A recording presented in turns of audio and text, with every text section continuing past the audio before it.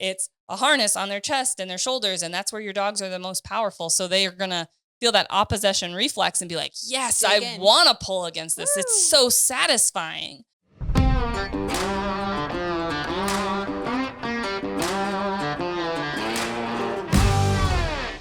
Hi guys, Kat here with Standing Stone, and thank you for tuning in and listening to another podcast. Actually, I hope you're listening and not watching, because though we are framed and in the middle here, not feeling like I'm looking the best today, messy hair dogs don't care, but we are going to talk today about healing. I've got Jessica with us. She is a trainer here at Standing Stone Kennels, and she has a ton of experience as far as training goes, especially when it comes to like the obedience side of things, because that's kind of where she started with us. So if this is your first time listening in, please give us a great review on the podcast, as well as hope you're subscribing to the channel and have notifications turned on so you don't miss any of these upcoming awesome episodes. Again, we have a Patreon account, patreon.com/standingstonekennels. So if you have extra questions, need help with training, definitely head on over there. That's a place where you can get questions answered and get help if you're struggling with healing or any other dog-related thing. And then we do have an online dog supply store, standingstonesupply.com, where you can pick up easy leads as well as any other training equipment that you might need. It's only things that we recommend and use ourselves, not a bunch of junk that you don't need. So before we get started too much, if you haven't listened to a previous episode where Jess was talking to us about how she got her start in training, I'd like her to just quickly tell us a little bit about herself. So I came on as kennel staff, just helping you guys take care of dogs. And then pretty quickly, you guys came to me and talked about, hey, you kind of have a knack for this. Do you want to do more? I said, absolutely. And it started with the basics. We worked through all the clicker training basics, leash work, that sort of thing. Observing in the field, making sure that I was a very good bird attendant, getting bird launchers set, that sort of thing. And just started basically from the bottom. So definitely not at the bottom anymore. One of the head trainers here at Standing Stone Kennels, and she does an excellent job, not only with the obedience side of things, because that's very important to our clients, because every dog that comes here is somebody's family pet, and they may hunt a few times out of the year, but their dogs are part of the family 365 days out of the year. And we really feel like a more obedient bird dog makes for a more enjoyable hunting companion anyway in the field, a safer companion in the field. So I asked Jessica what was something she would want to talk about on the podcast. And she brought up healing, which was awesome, because that was something that I'd actually wanted to talk about, either with Ethan or somebody, because healing's a big one. It's a question that we get asked about a lot. Something that people reach out to us all the time about, how do they get their dog to heal better? And so I figured it would be a great conversation to have. So here we are talking about healing. absolutely. So Jess, since this was your topic of choice, tell me something you wanted to bring up and mention about healing, or what you wanted to share with people specifically. So with the position that I have, I train dogs for other people, and then we spend several hours at send home passing off handling. So I spend, 90 days with these dogs. I build a pretty good relationship with them, and then we take the time to transition everything that the dog had learned to the owner and the family. And generalizing healing is kind of what I've captioned it as, because we do talk about generalizing behaviors. And sometimes I'll see dogs be cued to heal by the owner, and that dog looks to come to heal with me. And it's a proof of generalization that the dog has associated who it heals with. So basically, I'm talking about the transitioning handling, because everybody handles dogs with a different level of proficiency. Some people handle very naturally, and some people need coaxed through the right way to communicate with dogs through training tools. So I want to start with talking about simplifying it for the owner. and then talking about simplification of training heel to the dog. Because it is a relationship. It needs both parties to be skilled in the task of healing. It's not just the dog is proficient at heel and then anyone can heal the dog. It does take some awareness of what it is to put a dog into heel and how to maintain that position as well. Yeah, and I think that that's something to specify about healing because healing is a specific behavior. Hmm. We kind of talk about having a healing bubble and an area where the dog is supposed to be. And you can heal on the left, you can heal on the right. It's personal preference. For all of our dogs at Standing Stone Kennels, we heal them on the left. Unless there's a specific request from a client for a reason that they are left-handed, so they carry their gun in their left hand, so they want their dog healed on the right. But that is a specific request made at drop-off. Hmm. But typically, all the dogs here heal on the left side, and the proper healing position is on the left, and the dog's shoulders should be about even with your legs, your knee, because if they are too far ahead of you, who's healing who at that point, Hmm. right? Yep. And if they're too far behind, they're just lagging and then you're pulling them along. So we definitely want the dog in a proper heel position, which is important. And it's something that takes time to maintain. And I would also say head position is really important. A dog's nose that's always on the ground, even if their shoulders are maybe still even with your knees, is distracted and is not necessarily healing. We always say, sniffing isn't healing. So Hmm. keeping their head up and their attention focused on us is really important for Yeah, heel behavior. it's not just the body position of the dog, it's also the mental state a little bit. A lot of dogs, a lot of short hairs that we work with, or these versatile dogs, the act of being still is one of the more difficult parts of the healing behavior. They're um, pretty good about getting into position, but just relaxing into position sometimes takes some management, and different personalities really kind of struggle with that. So, Yeah, the art of doing yep, nothing, the we like to art of say, doing nothing. is important to just have patience and these short hairs and just in general, hunting, sporting breeds that are high energy, they seem to always be on, especially if they're in a working mind frame and being still and just being okay, not actually doing something, whether that's, staying on a dog bed, making a retrieve, sitting, or just moving their bodies is really important. It Hmm. kind of goes hand in hand with impulse control. So, definitely, there are dogs that have a mental state that excel at healing, and some dogs have a more natural, busy state that you are constantly kind of having to manage and work Hmm. against, and it takes much more conditioning. Yep, you kind of captured it as the word hyper mover. Some dogs are just they're moving all the time, and you see it bleed through into other activities: heel, place training, retrieving work. Some dogs just move a lot.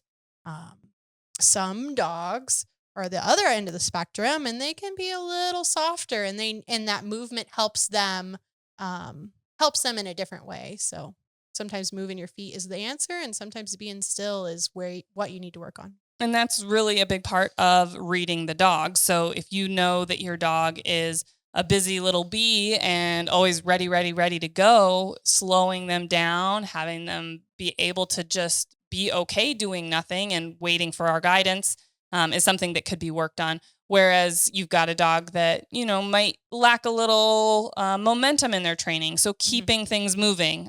So you just read the dog and make adjustments based on what that dog individually needs. So talking about healing, transitioning to the owner, ways that you can manipulate the dog's other behavior at heel. So if you have a dog who does lack impulse control, having a really solid heel cue can help you work through other areas that can also be a struggle. Um, so a doorbuster, you know this dog really is amped up. It knows we're going to the field. Cueing them into heel instead of just having them wait at the door adds a little second layer of obedience that they have to work through. Really kind of puts their head in the game. Dogs that jump on people. If a dog is at heel, it can't jump. And then what you're doing, if that dog does look to jump on somebody, you're correcting the breaking of heel. You're not correcting the dog for displaying the jumping. It's the do this, not that mentality. We want you to heel. and we want you to focus on us and kind of just ignore everything that's happening around you. Yeah, I like what you said there, Jess, about, if you're healing, you can't jump up on other people. Mhm. If you're healing, you can't bust through the door. And we utilize place training a ton for obedience in our home because it does give a obedience and behavior management type. Mhm. You can have a dog on a place board. Well, they can't be counter surfing. They can't be jumping on your kids, your Yep. company. They are supposed to be on place. So yes, if they get off place, you're correcting for them getting off their dog bed, not necessarily jumping on the counters. Mhm. And it takes supervision, but that same Mentality? mentality Yeah. definitely can be applied to healing. And especially because if you're, out for a walk with your dog or you're heading out of the house, you don't necessarily always have a place board that you can put your dog on place right there so that they're not busting through the door, but you can put them into a heel. And that's basically portable obedience. You can put them into a heel anywhere, whether Yeah. you're at PetSmart, the sidewalk, or just going in and out of your own home. You're able to stabilize your dog because most of the dogs that we're handling, we're not teaching like downstays and long duration obedience like that because it can be conflicting obedience and really not our goals. But that heel, it offers that same type of stability that maybe another dog might have. Yeah. And so you were mentioning the heel, do this, not that, and the impulse control. Mhm. And that is something that I think that people um, overlook. So you work on heel in a very controlled environment, but then you're trying to take that dog on a walk down the street. That's when a lot of that breakdown happens because dogs get excited, they get distracted more easily. And if your timing isn't good on your corrections, first of all, they're not going to necessarily be corrected for jumping up then, or let me back up. What I want to say is, so this is a question that people ask us a lot. And where I wanted to go with that was, so if you're walking down the street and you're getting ready to meet another dog or another person on the sidewalk, a lot of times that's when that breakdown of the behavior happens because of the high level of distraction. So Mhm. the dog starts surging ahead, wants to try and cross air of what's happening and anticipate what's going to happen. So we can be ready to handle preemptively, basically. Mhm. Because otherwise, if you're waiting to make a correction to get back in a heel position after they've already broke heel, after they've already jumped on the dog, Yep. the other people, we're allowing them to continue conditioning those inappropriate behaviors. Mhm. There's probably a handful of things that I coach people through when we're transitioning healing, and timing of correction is a struggle for people. They wait for like the very obvious breakdown, and the correction was mistimed. You should have communicated with the dog when their mental state changed to that distraction. There's also, you can control your environment to the best of your ability. That's what I would do if I was passing another dog walking down the street. So I'm healing my dog on the left. I would make sure that that person, that dog, is as on the further end of me. So I would have them pass my right shoulder. If I was stopping to engage with this person, I would really nitpick that dog's mental state. Like, don't worry about that person. So it might be a few little hand taps with the leash if they're on lead, or e-collar taps if I see that mental focus break down. Um, Sniffing is one of the timing things. That's a pretty easy example because people wait until that nose is already engaged with the ground to then start to try and pull that focus back. And if you're aware of your dog and if you're paying attention, you can see that switch happen before the nose is even on the ground. Um, so And basically redirecting and getting them focused back on the Yep, behavior at hand. before they reinforce themselves by sniff, sniff, sniff, sniff, sniff, you need to be on them like, "Hey, I see you, bud. Focus up here." Um, The other side of that is then they're not reinforcing what they've already done by getting a little reward of their nose got to do some fun stuff, yeah. as well as you're able to um, redirect the behavior before they get so engaged with what they're doing that it's going to take more to get their focus back too, because the Yeah. level of distraction is higher at that point. Yeah. Yep. It may have taken just one little, hey, little leash tap or one little, nick on a one on the collar. But once they're engaged and their mental state Mhm. is focused on something else, it's going to take a lot more whether physical force to, more taps, harder taps on the leash, Some or obvious footwork, like really resetting the situation. to get their focus Yep. back. So you can, if you're aware and you start, and that's the biggest learning curve. One of the biggest learning curves is just that awareness of where is the correction and what actually am I correcting. It's very obvious when the dog is already sniffing and head down. Oh, I should correct that. Actually, you should have like almost a full second prior. And I think that that's one thing that gets overlooked with people that they finish the training here, because you were talking about send homes and that transition is, the dog's just been here for 3 months, 4 months of training, and we've put a ton of emphasis on obedience with professional handlers. That's what we are, right? That's what you guys pay us to do, is professionally train your dog. And then we're transitioning that power back to their owners who aren't professionals. That's why they sent them to training. And so there is a little bit of breakdown in that sense of, you don't always make the correction perfectly timed, or you're not sure about reading the dog. So practicing yourself, getting comfortable, reading your dog, making those corrections. And the time to do that is at home, controlled environment, the backyard, walking down the block and back, not expecting to go to the farmer's market or the brewery. Yeah, not diving into something big with tons of distractions. You really got to almost train yourself to heel your dog. Again, everyone's proficiency with the tools, e-collar, leash, is different. So depending on your relationship with your dog, your ability to handle the dog, you can jump into that type of stuff sooner, but you really have to practice. Exactly. And that's something that Ethan talks about. When he started training dogs, he started handling finished dogs. Yeah. So he got good at practicing with dogs that already knew everything, because they already knew it. He wasn't actually training them or having to focus on teaching them something, just focus on maintaining what they'd already learned. And that's basically what we're allowing these owners to do, is we've trained the dogs and they are very well conditioned and they know their expectation, but they also need their owner to be comfortable and ready to reinforce and maintain that. Otherwise, the dog, through, a few situations where the timing wasn't right on corrections, or they just got to do whatever because the owner wasn't comfortable handling, it's easy for them to try and revert back to where they were before, because they recognize and they're smart and they realize the expectation isn't there anymore. And there's already there's their experience with the family prior. So I'll see like couples come in and husband heals the dog a little bit better than wife, and dog pushes the wife around, and that's probably just like rehearsed behavior that dog already had living with the wife. Like he's like, oh, mom's kind of the pushover, and so mom's going to have to put the time in to level up to where dad is.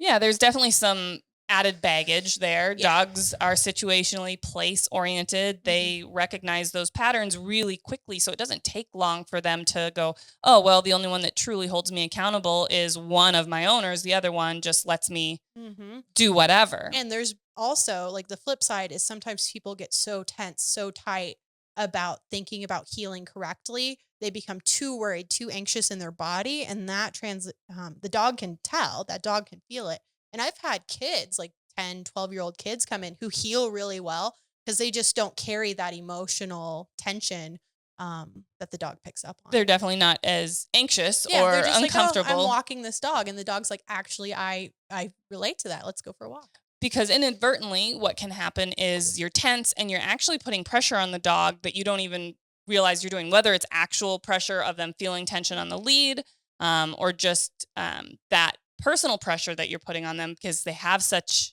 intense senses.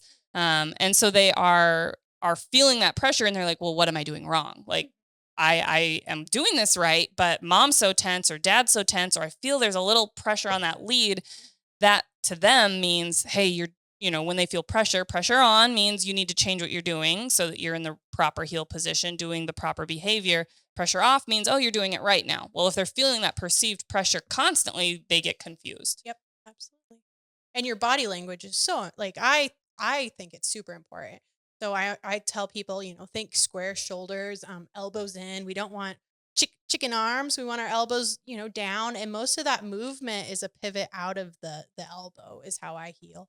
And then relaxed hands. If you're real tight in that leash, you're going to be putting, as Kat said, more pressure on the dog that you may not even be aware of. Definitely. And so that is something that you work with people a lot on when they come pick up their dog, is that transition, making them feel comfortable, helping them feel comfortable handling their dog, knowing how to anticipate making those corrections, proper corrections. But something that you can't always give every situation is how much pressure to use. And I think that that comes in because when we're here doing a send home in a very controlled environment with you there, your presence just helps handle that dog a little bit more. Then the owners leave and start working with their dog at home, and they may need more pressure. They may need higher levels on the e-collar, or they may need, a little bit stronger taps, or even like you said, that footwork, like, hey, you're doing this wrong. I'm going to kind of put you through your paces and make you really focus on staying in the proper position. And that amount of correction, if you will, is going to change based on the situation. And it's hard to practice it exactly how it's going to be at home because it's going to change. There's already a lot of videos online that Ethan has put out, that 10-yard heeling drill. I think that's a fantastic way to kind of work on heel in a very small space. It gives you, the handler, kind of like a visual marker to read your dog. Like, is this an acceptable heel position? Because that's another thing. People are like, they get anxious. Like, is this okay? Well, it is your dog and this is your heel session. Um, I I don't nitpick a ton on, oh, is it lateral? Would this be away from the body? Distance away. Distance away from my body. I moved away from my mic, but I don't nitpick that so much because I've learned through experience that if I nag a dog a whole lot, I almost get a sticky dog. And that can be an uncomfortable way to heel as well, because the dog, you make a correction and they get tighter and tighter and tighter on your leg. And then you're like bumping them every time you're walking because they're like Velcro to your leg. Velcro to your leg. And so you set your parameters, and then that is your parameters. So we kind of talk about like an imaginary hula hoop, this parameter, like, don't, if you get too far ahead, here, bud, that's where you start to feel pressure until I get you back. Yeah, kind of that hula hoop, or that healing bubble, we kind of call it. And that drill, the 10-yard drill, and some of those other drills is really important because you need to be intentional and honest with your training sessions. So saying, this 10-yard healing drill, I'm intentionally going to heal my dog 10 yards, but I'm going to be honest about it. If they start walking ahead of me, I need to correct that. I need to be honest that, that's still, that's outside my parameters now. And I need to get them back in position, not just, we made it the 10 yards. Good, we're done. Well, your dog's never going to get better if you're kind of giving them slack. If you can create a very black and white understanding, then you can start truly conditioning that more solidly. So being really intentional, something that I see people doing a lot too, is because they're watching their dog and they're just staring at their dog and they're so focused, and they don't actually realize that their dog is actually leading them because they haven't made a clear plan in their head that I'm going to heel in this figure 8, or I'm going to heel in this configuration around these cones or down the sidewalk, or in a specific way around the backyard. And they're just actually following their dog around. And that is showing the dog that the dog is in charge and the dog is leading the situation. So having a plan in place and being like, this is what I'm going to do. This is where I'm going to heel, so that you don't inadvertently let the dog lead you. So something that you talked about was generalization. And I want to go back and talk a little bit more about what that specifically means, because I think it can get a little confusing talking about generalizing, talking about proofing. And generalizing behaviors is when you can apply that set of healing or place training or recall in any and other environments. Correct. And maybe generalization isn't the right way to explain it, but just the awareness that, hey, I heal real well with Jess. I know that I heal with Jess. And so me, myself, if I took this dog, I would still need to generalize that behavior in new locations. So that's truly what generalization is. I'm just kind of loosely applying it to changing handlers. And I think that can also be applied to the idea of generalization, because we talk about it with all obedience. If dad is the only one doing the dog's training session at home, likely that dog is going to listen to the kids or the wife less. And it can be the other way around. Mom's doing all the training sessions, dad's really busy. And so the puppy, the dog, listens to mom super well, but doesn't listen to dad because he's not really done any of the training sessions. So it's important to generalize that obedience between handlers, which is something that we have a really awesome team here that, Jess can be working on obedience, but Tessa is also teaching and training obedience. So then when Tessa handles a dog and Jess just picks that dog straight out of the kennel, it's going to understand that, hey, same expectations there. I already know how to heel, but now I'm going to apply that to healing for Jessica. Or if I need to run into the back and grab a dog out to grab a weight on it or to take it to the vet, I can say, now you're going to heal for me. And because we handle the same way and the dog understands the expectation of the behavior, we can apply it to other people, which helps bridge that gap for the owners because it's just another person that they have to listen to. But also generalizing environments. Yeah, generalizing environments is huge. Like even if you and I left as professional trainers, like you still have to put some handle on these dogs and say, hey, remember, this behavior, just handle. And we talk about, just because they know it, you go to somewhere new. It's almost like starting the behavior over again, but they're going to pick it up real quick. Just expect maybe there'd be some curveballs or something that you have to work through. And that would be something that I think people rush. They say, well, I'm just going to the vet or I'm just taking the dog, to the car and I'm going to heal them there. But they basically drag you to the car or they drag you into the vet's office. You're allowing that is adding confusion for the dog because they're like, well, when is the expectation that I heal? When is it that I don't really have to? And you're not going to hold me accountable. Yeah. I almost like to make the leash like an environmental cue to heal. Like, hey, I put you on a leash. You should just walk well. Like, I don't really do like the off and on, like snifferoo, like go have fun. Like, if I'm going to let my dog have at it and be a dog and go sniff stuff, I'm probably just going to drop my leash. It's going to be in a safe environment where I'm comfortable doing that. Because I don't ever really want my dog pulling on my leash. Like, I think it's pain, to be honest. So definitely. And we unfortunately see that here at the kennel a lot. We have dogs that we've just done this send home with. We've spent hours with them, being comfortable handling these new behaviors, these expectations. Sometimes working specifically on heel. Most of the time, specifically, we have worked on heel. We work on all the behaviors that your dog's learned, and you need to feel comfortable handling them before you leave. And then everyone's like, thanks so much. We really appreciate it. We love our dog. Everything's great. They're ready to go. And they open the door to walk out to their car, and the dog just drags them to their car. And we're like, wait. Stop what you're doing right now. This is exactly what we were talking about. Keeping that expectation of you're going to load up in the car. If you're on leash, you should be heeling to the car.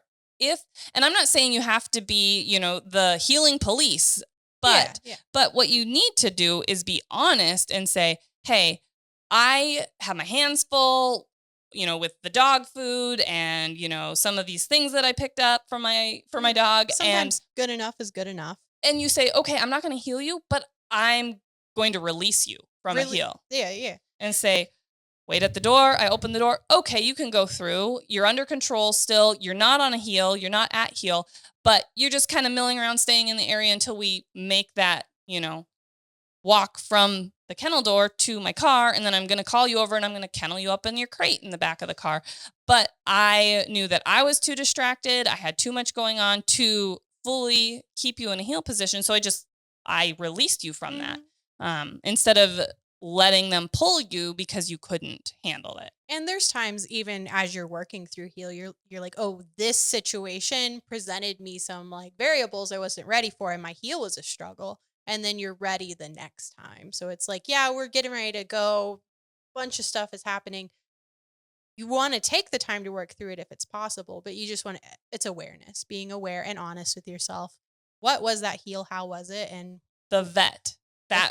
Yeah. for us, even with our personal finished dogs, that are titled master hunters, which, or utility prize dogs, they have to heel off leash or on leash in those tests very well to pass. Mm-hmm. And, we go to the vet and it's like, oh, their brains want to shut off because vet techs get them excited. There's other dogs at the vet. It's just this new exciting environment and there's distractions. I'm distracted. I'm signing off on the credit card statement. I'm making the next appointment. So my focus isn't on my dog fully and they take advantage and aware of that. And so being aware and knowing that is a struggle for all of our dogs, that I have to be ready to handle them and have that expectation. And I also talk about it's not the tool that necessarily is important. So if your dog heals really well off leash, or it heals really well on a clip lead, but in this situation or this environment, you're struggling, there's no fault in going back to a slip lead. There's no fault in going back to over the muzzle. I would just rather I ask for you to heal and I get you there. It doesn't matter if I kind of go backwards and simplify that behavior for that situation. Especially like we were talking about in those situations where you are a little more distracted, you have your hands a little bit more full. Yes. I know we do that when we go to like Pheasant Fest and Game Fair with some younger dogs, dogs that know a heel really well, but maybe aren't as conditioned at that. And I've got my hands full. I'm carrying stuff in and out of the show. People are stopping to say hi to me. There's lots of other dogs. We always flip the easy lead back up over the dog's muzzle to gain that little bit more control. And if you don't know what our easy lead is, we've got tons of videos about how the easy lead works and why it works so well, because it is a system of teaching how to heel with pressure on, pressure off. One thing that it's not intended to be is a pulling management system forever, right?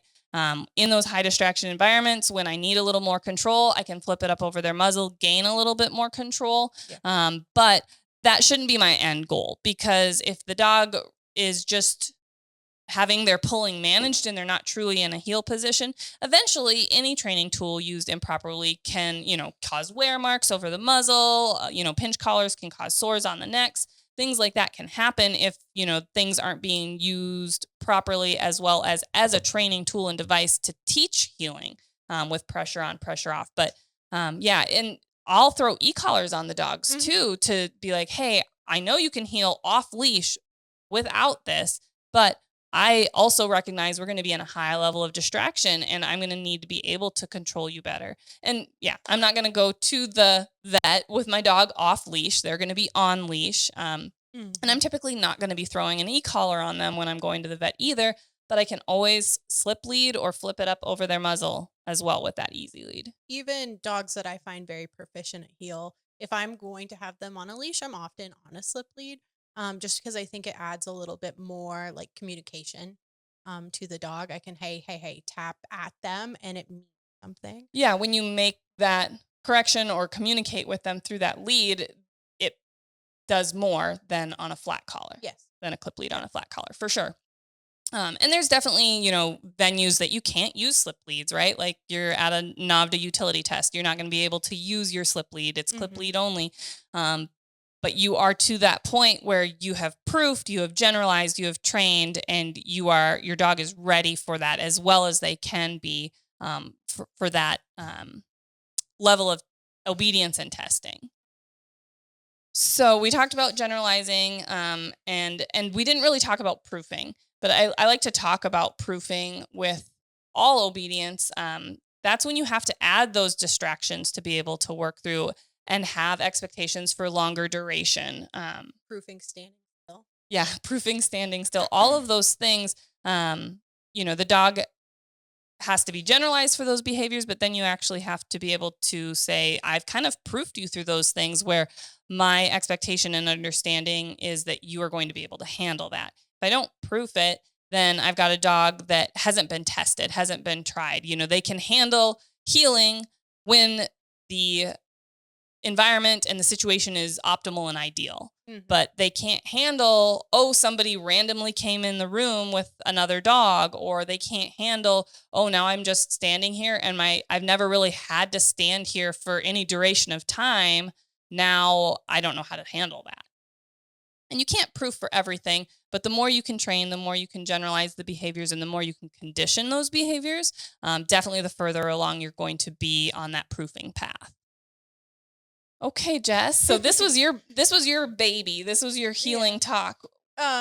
So I'm trying to go through mentally what um tools in developing heal, simplifying heal. There's a lot that goes into it than just slapping a leash on a dog or slapping an e-collar on a dog.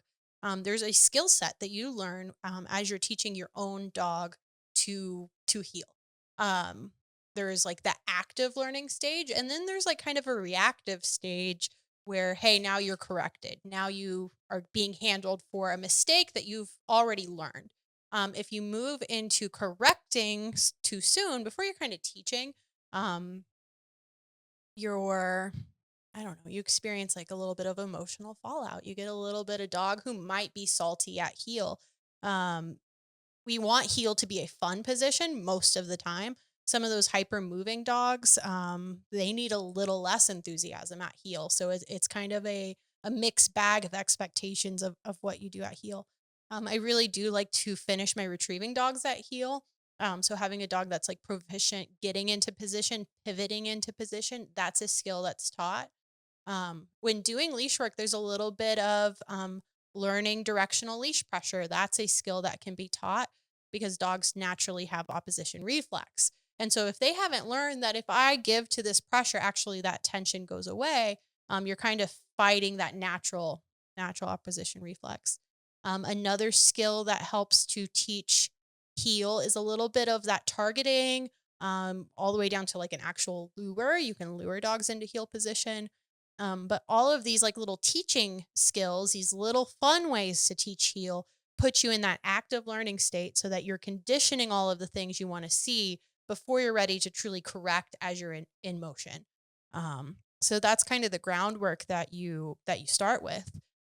Beyond just leash and treats and e-collar, other tools that can be helpful at teaching heel would be place boards or um, knowing footwork patterns. There's little drills that you can do that you as the handler, the trainer, can educate yourself on to help get your dog to heel better.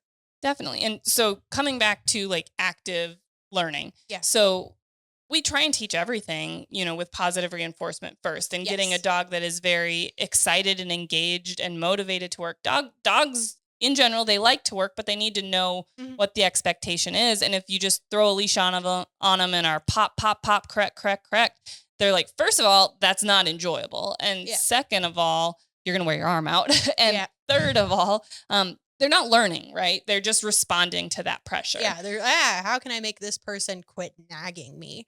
But if you take time to develop and teach it as a position, you can have a dog that really enjoys getting into position, and knows that it leads to greater things. I should get into heel. I should handle at heel because I know that that is the precursor to hitting the field.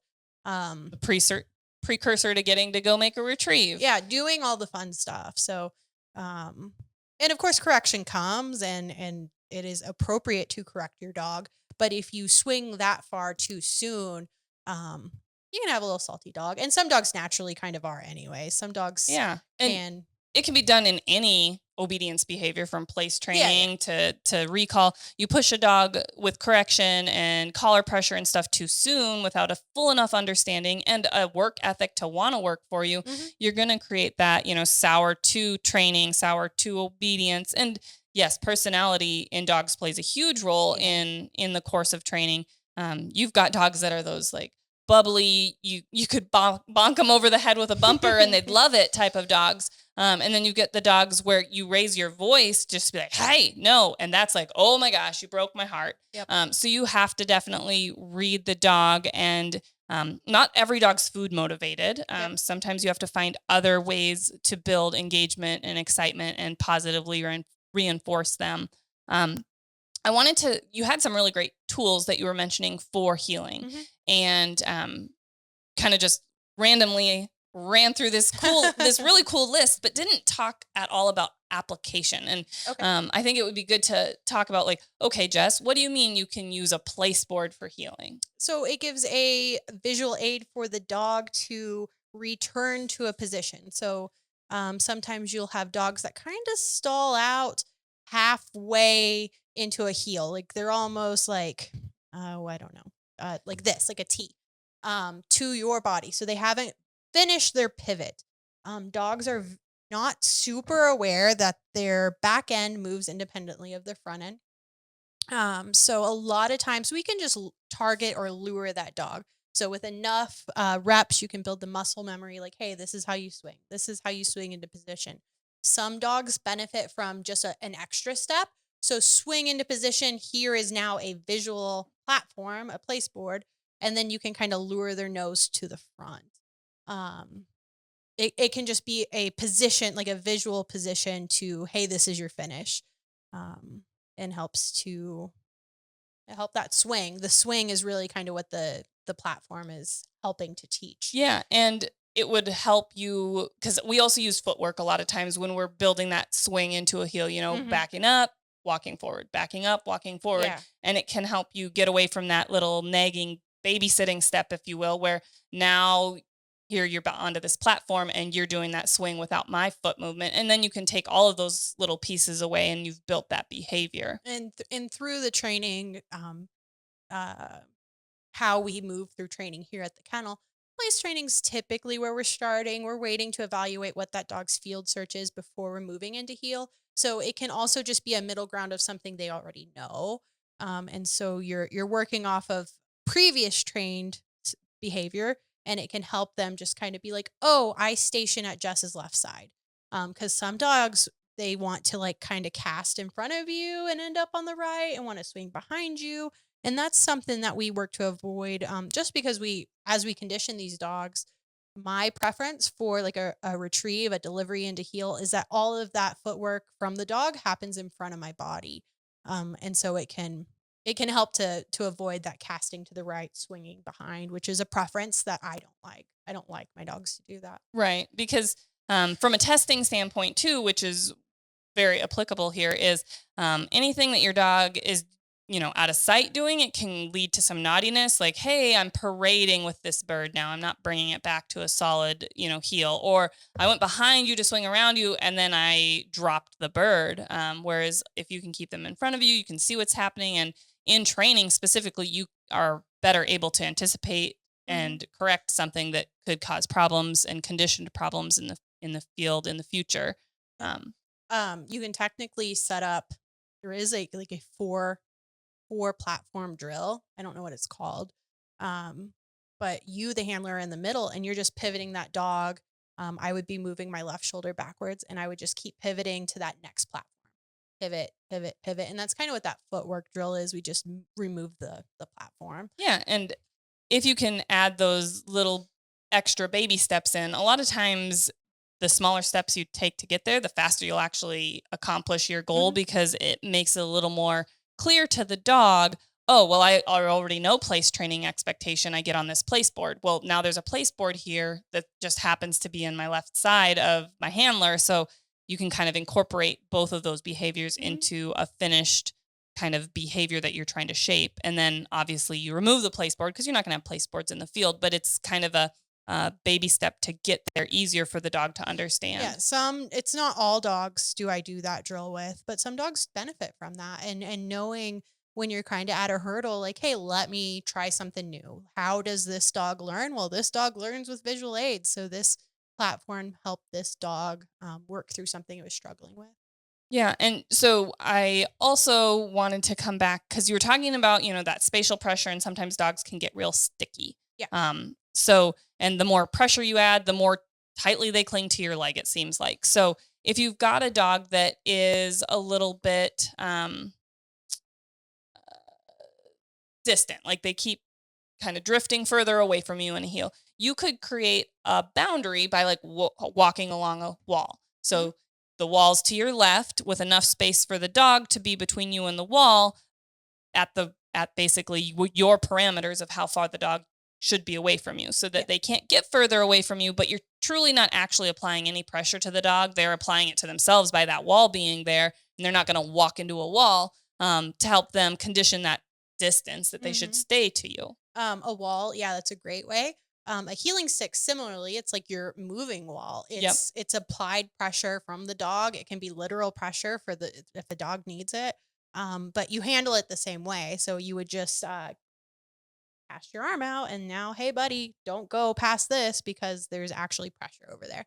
Um, you can correct a lot of issues with the healing stick. Dogs that cast to the right, well, now there's a stick here. A dog who pivots slowly into heel, you can swing that heel stick in front of you, and that dog's naturally going to move away from it. And helps swing into heel. Yep, a healing stick can be a really great tool, and like you said, it's portable. It's not a stationary lightweight. wall in the kennel. It's lightweight. It's portable. People that struggle with chicken arms, you can tuck a healing stick up under that armpit. You can do a rag. Something that I learned that from bowling.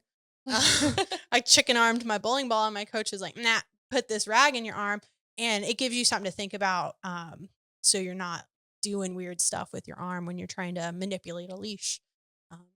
Well, and so tools with healing, that's something that probably you're like, we talked about, let's simplify it. And now we're like, oh, there's all these tools. And that's the beauty of training. So healing is pretty much a simple behavior, if you will. It's standing and staying and walking with you in a position. But there are actually a lot of things to be thinking about when you're teaching healing, when you're watching for your dog's behavior when they're healing, their attention, their focus on healing. And we've talked about pressure a lot, and you can absolutely shape a heel with little puppies. So Twister had a lot of shaping of heel, and it was very natural for her to want to be at heel if she had a bumper.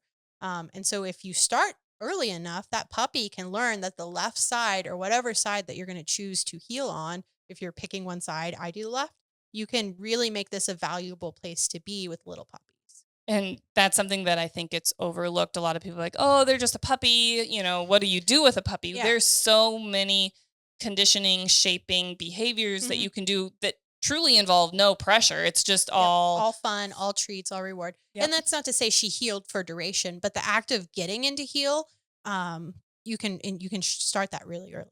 And we do that with hold with our puppies for retrieves, you know, doing a little tug, getting them to, you know, want to hold on to that bumper a little bit more firmly, and just starting to shape and develop that behavior or any behavior.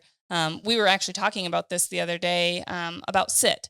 So sit can become, you know, a very easily shaped behavior for people, and it can become easily a default for lots of behaviors because it's easy to reward for. And we were talking about, hey, we can shape other behaviors other than sit, like let's just mark you for standing there. That's going to be a precursor to whoa, right? I may not be necessarily cueing you to whoa as a little puppy in the house, but you recognizing that that's a good behavior that you can be shaped for and rewarded for on your own, it just allows you to know that that's even an option of a behavior. Sometimes we'll throw little puppies up on our trained retrieve table. Am I doing a trained retrieve with a 4-month-old puppy? Absolutely not. Yeah. But they're up there just getting comfortable running up and down a table because most of our dogs, even though they have excellent natural retrieving desire, if we're going to advanced levels of testing, they're going to have a trained retrieve. So the more that you can expose your puppy to, which this is off on a little tangent, but it's good information, right? Yeah. Anything that you can kind of expose your puppy to, start conditioning from a fun, you know, low pressure, just, you know, this is part of life. This is things that can be done to expectation. It's going to make some of those behaviors when they get older easier. Just like some puppies have never had a leash on and they're like, oh my gosh, I don't even know how to react to having something clipped to me, you know, like a stakeout or something. Mm-hmm. So learning to give to that pressure at an early age so that they don't get a leash put on them and then they freak out. So. Yeah. And then like another direction, like, are we still talking about tools? We can talk about whatever, Jess. So tool management, being aware of how a slip leash works is really important. Being aware where it's sitting on the neck, all of that is really important. But I also wanted to get into knowing when too much heel is happening, or noticing patterns like with steady dogs, like, oh, that dog's kind of breaking down its steadiness to almost come to heel because it knows that it needs to be in heel. I keep moving away from my mic. it knows that heel is the next sequence to then go make the retrieve. I don't remember who it was, but I was with Charles, and dog was like coming to heel a little bit. Thunder liked to do that a little bit. We've been having that in some training scenarios. You know, he finishes backing a lot of times. Yeah. And as you're walking to him to release him into a heel, he's coming to you because he feels like the sequence in the field is completed. Mhm. The next sequence is heel. And that's just anticipation. So being aware of what's happening, patterns that you see being exhibited, and recognizing how you need to interrupt that. Because we don't want him to release himself and come to us. So we need to say, no, whoa, because he knows whoa, get him stopped. Then he doesn't, and then approach him, then walk away without healing him so that he's not anticipating, as soon as I see someone walking towards me or approaching, I'm going to automatically swing into a heel with them. It's basically just saying, hey, you only get released when you're given the cue, heel. So you can see patterns with anything. So a dog that does too much defaulting to sit, then when we start positive pigeons, all they want to do is sit. Yep. And we got to teach them, hey, look, standing there is, again, a viable option, which is why shaping that behavior as a puppy is something that we've really started to do, because we've seen sit become such a default for some dogs, whether they're client dogs or even our puppies. I don't see it so much out of our puppies because we're making it part of their training regime to say, hey, look, you can get rewarded for just standing here. Mm-hmm. You were mentioning, and you like to say these things and then gloss over them so quickly so that people are like, oh, I completely understand that. So putting on a slip lead properly. That's one thing that we get people to share stories of their healing with their dog or using our easy lead all the time. And I love it. I absolutely love seeing these story posts and people using our equipment and our training gear. But one thing that I try and help educate people is be like, that's awesome, but you've got your slip lead on backwards. Yeah. I have my leash, actually. Yeah. So those of you that are watching. See, there is a benefit for watching other than seeing our beautiful smiling faces. Yeah. Not everyone's aware of slip leash mechanics, and it's a teaching point and something that everyone that has a dog trained here, I give them this little spiel. So there is the mechanism of a slip action and the stable part of the leash. So you absolutely want your slip to be on the top side of the neck so that it can pressure on, pressure off. If you have that leash upside down, that tension, although it's minimal, it is still tension. It is still pressure to that dog. So if your dog heels on that left, you want the slip action to be on the top side of the neck. Yeah, and I always tell people you want to make sure that it's slipping off the outside, because not only if it's upside, there's tons of ways down, but to if you put it on backwards, it'll, which I don't know if you can really see this, it binds up and that pressure doesn't want to release if the slip part is on your right, or underneath, or not slipping off the outside. It's trying to slip off the inside and it gets tight and it won't release pressure. Mixed signals to the dog about. I'm in a heel position, but I'm still feeling this tightness. And so it adds confusion. And then, you're not consistently showing the dog that, hey, when you're properly healing, the pressure goes away. So, yep. Slip leads, which then that slip lead goes straight into an easy lead flipped up over their muzzle. So you still want your slip lead on the right way. Yeah. So. And then I like it high, so I would keep it on the narrowest part of the neck. And if a dog's wearing an e-collar, I like my slip lead to be in front of the collar. So above the e-collar. Yeah. Closest to the chin. It's where you get the most control with the dog. And then it doesn't get tangled up with your e-collar and your transmitter box and not actually applying pressure appropriately either. And because people don't always realize, but the dogs are more controllable at the top part of their head. That's where they've got more power. So they can resist that, correction a lot more because they're stronger. They can pull more. That's why a harness works so well for pulling, because it's a harness on their chest and their shoulders. And that's where your dogs are the most powerful. So they are going to feel that opposition reflex and be like, yes, I want to pull against this. Woo! It's so satisfying. Having that slip lead or the easy lead up at that highest part of the neck. Another, just again, this is going over like leash handling, being aware of being intentional with how you're using the tools you're using. I don't like to see people braceleting their leash because you really don't have a good way to communicate with your dog. So for the most part, when I'm handling a leash, I am almost just using my fingertips. I'll use my, my pointer finger and my thumb. And then if I do need pressure, I just squeeze my hands and I can kind of give a little bit of tension that way. But you definitely have less control if your arm's through the wrist strap, as well as, because then how are you? then you're like having to put your arm way above your head to like try and get pressure. Yep. So your timing would also probably be, so just hold it. And a little everyone's delayed. leash handling is a little bit different. Like I know that you're a single hand coiler often is kind of, and there's nothing wrong with that. You have neutral grip. You're doing a good job.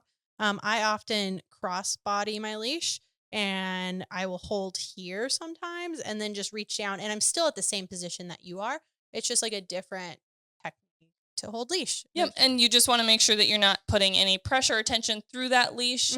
So whether you're holding it single-handedly, across body, and it also depends on the situation. If you're carrying in a load of groceries, you're probably not going to have two hands accessible to that, or you're going to be like, hey, I'm going to bring my dog in first, then my groceries. I'm a super like, let's be efficient and figure out the best way to do this in one trip. So I'm like all the groceries, one hand. But when it comes to training tools, there's lots of different leads out there. There's lots of different equipment out there to heel. Yes, our go-to is the Easy Lead. It's really successful with so many dogs. Now, sure, you put an Easy Lead on a dog the first time that, again, hasn't had a ton of experience to giving to pressure, and they may freak out just from having that leash in position on their neck and head.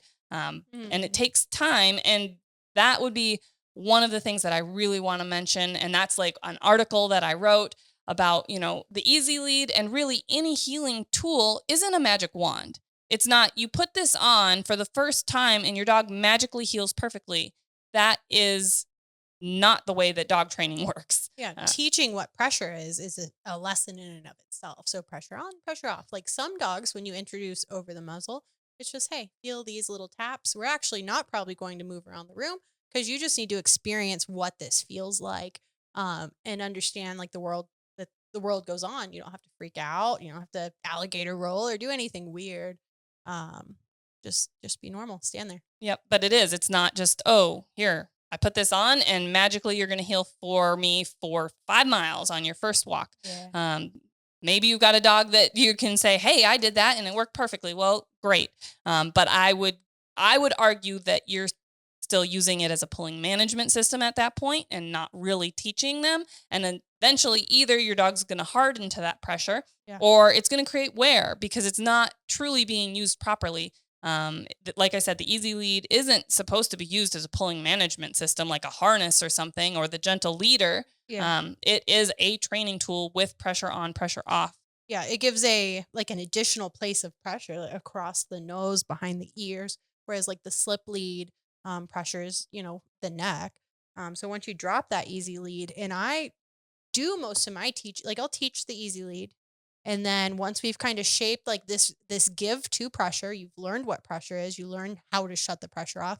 I do move into slip lead work pretty quickly, because that's kind of where the teaching really begins. Right. And with the Easy Lead up over the muzzle, yes, you're teaching to give to pressure, as well as you have more control over that dog in that situation for sure, especially in those beginning stages where dogs are learning to give to pressure. And they feel that pressure and are more sensitive to it in those positions than just a slip lead. Yeah, so some dogs can really dig in and they're like, "Woo, let's go sledding with a slip lead." Well, we want you not to. And they'll be walking and coughing and hacking. And you're like, you're applying this pressure to yourself, dude. Yeah. But but transitioning to the slip lead to start transitioning to that pressure on, pressure off, and then overlaying with collar. That's kind of the progression that we utilize the Easy Lead with.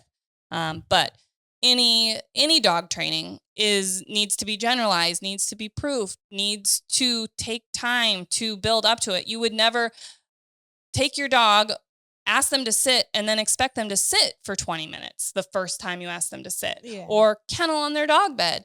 The same thing with the Easy Lead or any healing behavior. You're not going to ask your dog heal and expect that they're going to go for their first 20-minute healing walk without any corrections needing to be made. That's an unrealistic expectation. Another part of like transitioning and heal that we go through is being able to chain behaviors. So I am not going to cue my dog to heel 20 yards out. I am going to chain a recall into a heel position. So Joe dog, random dog named Joe, here, heel. Those are two separate cues. They are handled differently. They were taught differently, but you can blend them together. So for my e-collar handling, for example, I vibrate dog into heel. Once it comes into this defined space where I cue my dog into heel, that's when my transition on my collar changes to then the nick cue. And that's just how I handle or how we handle here at the kennel. And I think we could replay it, but I think you said heel, but I think you meant here. So you would vibrate them to here. Yes, vibrate to here. Sorry. Vibrate here, cue heel. So there are two separate cues. Sometimes I see people, they want their end goal is that their dog comes stand next to them at heel, but they cue it too far away. And so cue here. Because cue that's the first heel. behavior you truly are needing to get to a It's heel. the first part of the sequence. So you need to build a chain of behaviors and knowing when you should hear, when you should heel.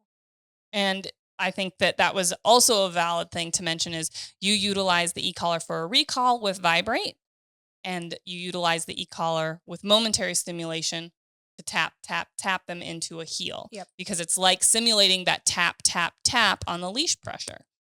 So I have a lot of times that people say, well, I use vibrate for heel. And I think that adds a lot of confusion because we utilize vibrate a lot of times for movement. And though we're trying to get them into a heel position, we're actually using it more as a correction for not being in a proper position. So more of positive punishment than negative reinforcement-based training, if you would. And so people, even that have had their dogs trained by us, and we send them home cue sheets with everything broken down on how we use the collar, momentary, nicks, or using vibrate, and for what behaviors, they still are like, well, I push vibrate. And I'm like, well, back up. We need to revisit how you're supposed to be using the e-collar with the way that we've trained your dog specifically. Yeah, there's all kinds of ways to do it, but this is just how we have conditioned your dog, and this is how your dog is expected to, how it understands to heel. For sure. There's tons of ways to skin a cat and train a dog. And this is the method that we have used for years and works really well. And the sequence of, building those behaviors through positive reinforcement first and shaping those behaviors and then reinforcing them, with pressure on, pressure off, whether that's a lead, the easy lead, an e-collar, that sort of behavior to help reinforce that behavior to the point where it becomes more of the expectation and default, and you're not having to nag and manage them constantly. Footwork and controlling your dog through body movement. So if you have a dog that's foraging and leading, Nix is a good example. Nix is a very good example. Nix loves to lead the healing session. And Ethan talks about a lot of wet blankets, which is a horse term. Sometimes dogs just need reps. One of those ways is we can drive into that dog and do a bunch of like inside turns. Like you're almost, I've said for lack of better words, kind of bullying that dog into position. Like, hey, I'm going to walk through you a couple times until you're tapped in, tuned in, who's actually healing who here, buddy. And a little hesitant to make a mistake. And they're a little more focused and aware. And you're driving into this dog, you're turning through them, almost walking through the dog as if they're not there. And you're handling with the collar. Hey, tap, tap, tap, or the leash, tap, tap, tap, cue, heel, and mean it.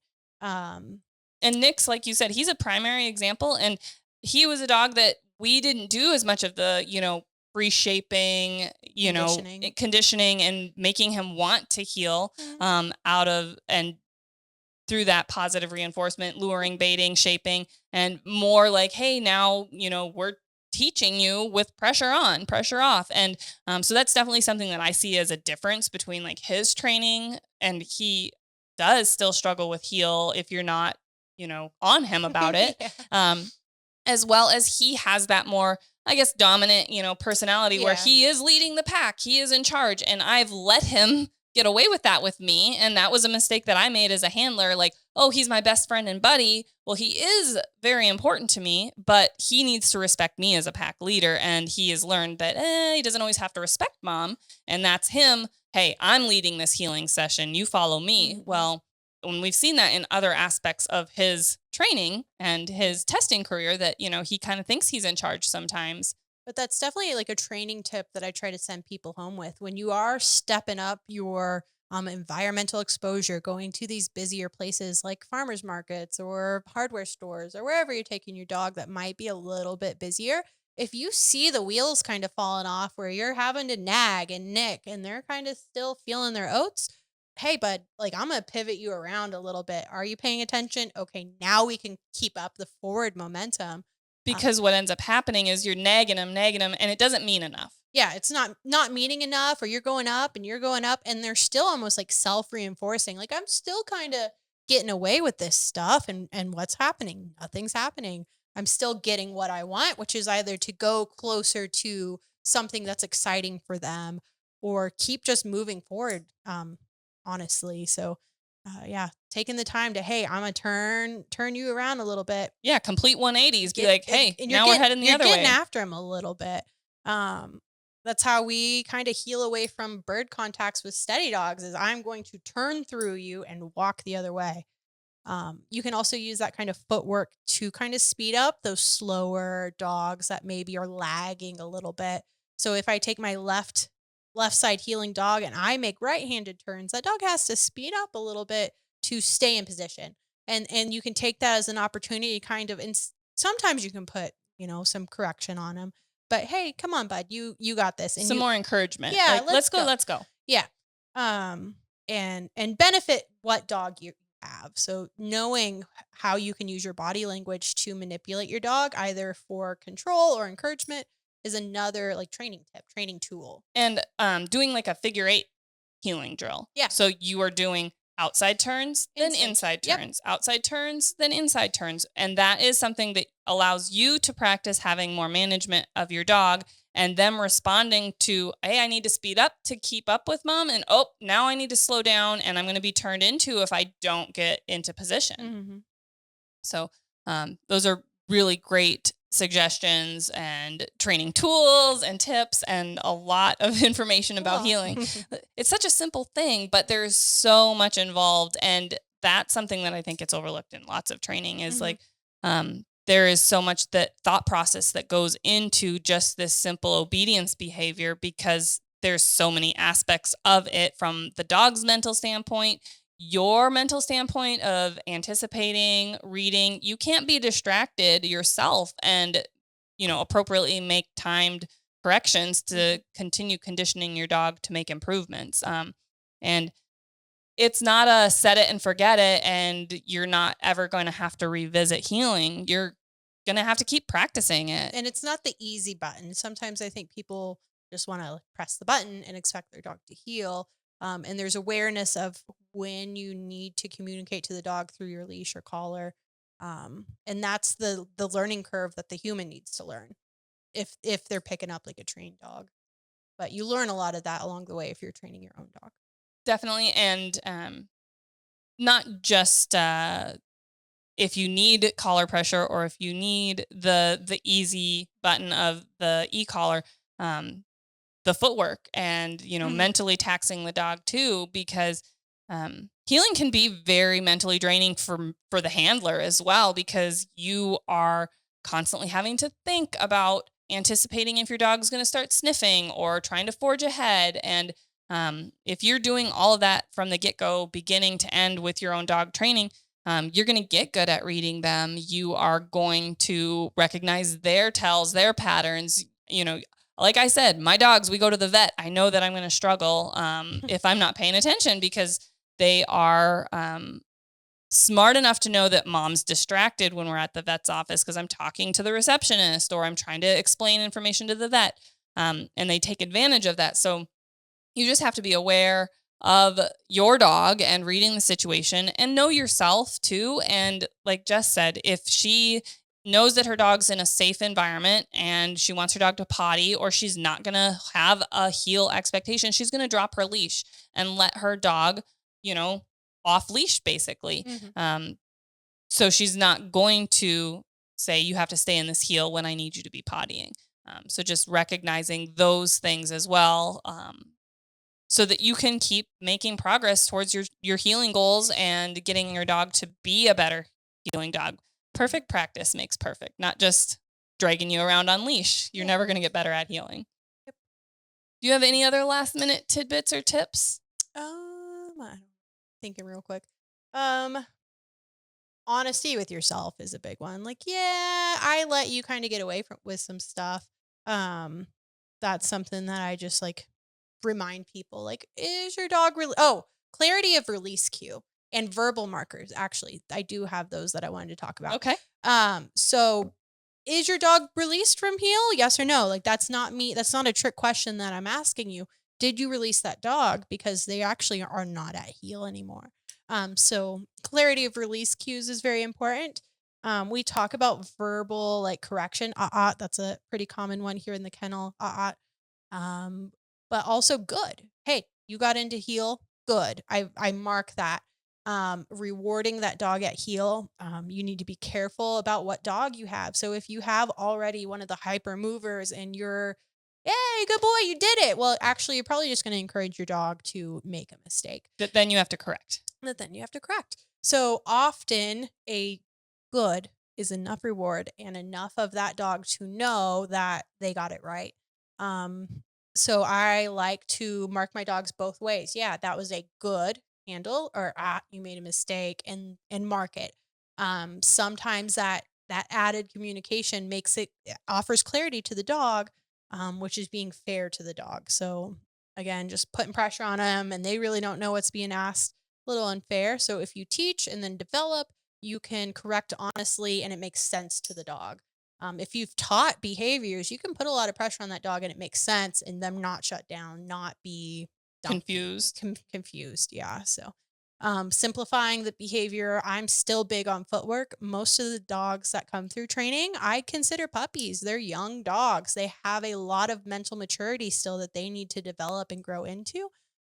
So encouraging, um, just encouraging that we simplify most of the time. Hey, we've made sure that our environment is controlled to the best of our ability. We've made sure that all of our body language is giving the clearest signals. So my shoulders are square, my head's up tall, my leash is neutral. Because if you are giving mixed signals to your dog, it's going to be difficult for them to properly do the behavior that you're asking. So you try to make sure that you're as clear as you can to the dog, and then you can reinforce as you need. So either through correction or, hey, I still give treats to dogs that heel. Here you go. Good place to be. Yeah, exactly. And again, at the end of the healing, being honest with yourself of, I'm done healing, I'm releasing them. Yep. And our cues. Okay. Yep. So make sure that you have made it obvious that you are free to go. Yep, exactly. Because that's where it's like, well, they just kind of released themselves and either laid down and snuck off. And they forgot. They forgot. We all forgot. We're standing there talking, having a conversation, and their dog, was healing off leash and they're now over on their place board. Well, that's still, they went and got themselves on a place board. That's not necessarily a bad behavior, but they released themselves to do that. They broke behavior and went and did their own thing. So building proficiency of the behavior so you can use it as a management for things you don't want the dog to do. Clarity of you, the handler, giving as much clear communication, and then proficiency with tools are kind of the Dang, Jess, you're gonna have to write an article on healing now. This is my roundup of things that I think you should heal in your dog, and that you can make healing really fun. So sometimes I like to put dogs in position, release, woo, you did it. And like, I call them puppy parties. Hey, attaboy, you did a good job. And that's where the excitement is, released after position. Very rarely am I throwing puppy parties while they're in position. Cause again, you're going to break it down and they're going to be sloppy. No, that's very good advice. Like, they can get a rep of swinging into a heel and a release, swing into a heel, release. Mm-hmm. And after that release, the excitement happens. And this is a fun thing. Why wouldn't I want to come swing into a heel and get into a heel position? And some dogs will eventually, through enough repetition and understanding that good things happen after we're in a heel, we'll start offering that behavior without even being asked for a heel. I have dogs that offer getting on a dog bed because they know, hey, I get on my dog bed, I usually get a chew bone or something to enjoy. Or, hey, I know that if I sit while mom's cooking dinner, a lot of times she's going to offer me a reward because I offered a good behavior, which was sitting or standing or laying and being patient and not counter surfing. Same with dogs that are like, hey, if I get into this heel position, it looks like Jess is kind of getting busy to head to the field. Maybe she'll take me with her. Dogs will do those type of behaviors offered when they know good things are coming. Mm-hmm. So really great advice. This was a conversation that I'd wanted to have for a while about healing, because I think that it is a very simple obedience task that gets overlooked and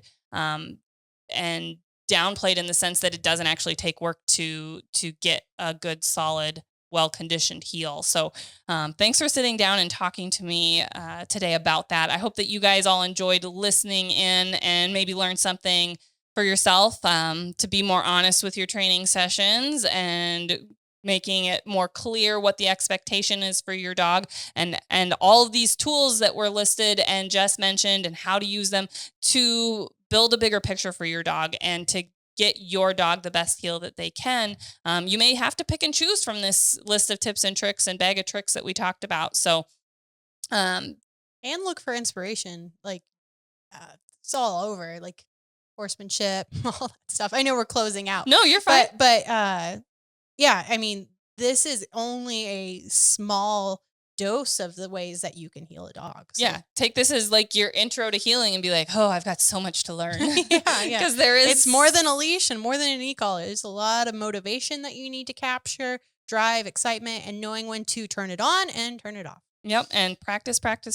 Do those drills and make them count. Make it a good healing session, not just, oh, we put the lead on and I'm counting that as my healing session. Did you actually make progress? Did your dog actually, stay in a heel? Were you teaching something, or were they just going through the motions? So, Yep. Great information today, guys. Remember, check us out on our YouTube channel. We both have a dog training YouTube channel, Standing Stone Kennels, as well as Standing Stone Podcasts YouTube channel, where this will be featured, as well as check out our podcast on anywhere those podcatchers catch them. So Apple Podcasts, Spotify, Anchor, as well as we have our online dog training supply store where you can get an easy lead if you want one. So standingstonesupply.com. But until next time, I'm Kat the dog trainer, and we will see you in the next video.